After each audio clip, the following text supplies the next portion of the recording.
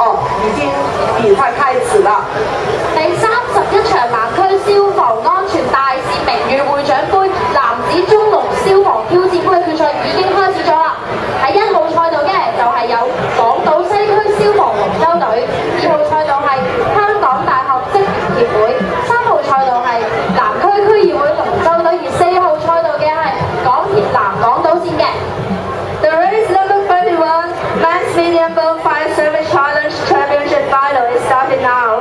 Line 1 is Hong Kong Western District Fire Service Dragon Boat Team, the nearest one. Line 2, the University of Hong Kong Staff Association. Line 3, Southern District Council Dragon Boat Team. Line 4, MTR South Island Line. 暫時咧，我哋見到咧，南區區議會龍舟隊咧係一馬當先喎。唔係喎，我睇到1號嘅賽道嘅港島西區消防龍舟隊都緊追上喎。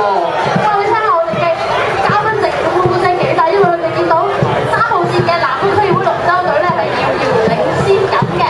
唔係喎，而家跟住嘅咧第一線都唔弱喎。啊，加油喂！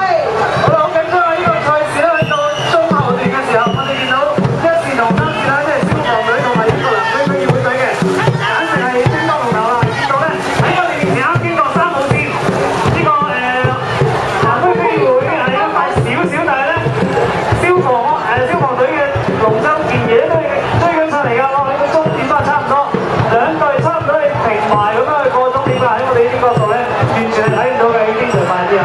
第2號線到同我哋先會見到咧，高虎啊！這個比賽真是很精彩啊！像和第3線的，就是看得出是隨心隨敗。2號線道嘅都開始後面發力追上4號嘅線道嘅港鐵南港島線啦。港大對港鐵而家就係冇錯，而家港大對港鐵去到尾段嘅時候咧，我哋見到咧港大同埋港鐵嘅便兒咧都係孖公仔咁樣過終點㗎，佢哋第3、第4位啦。而家我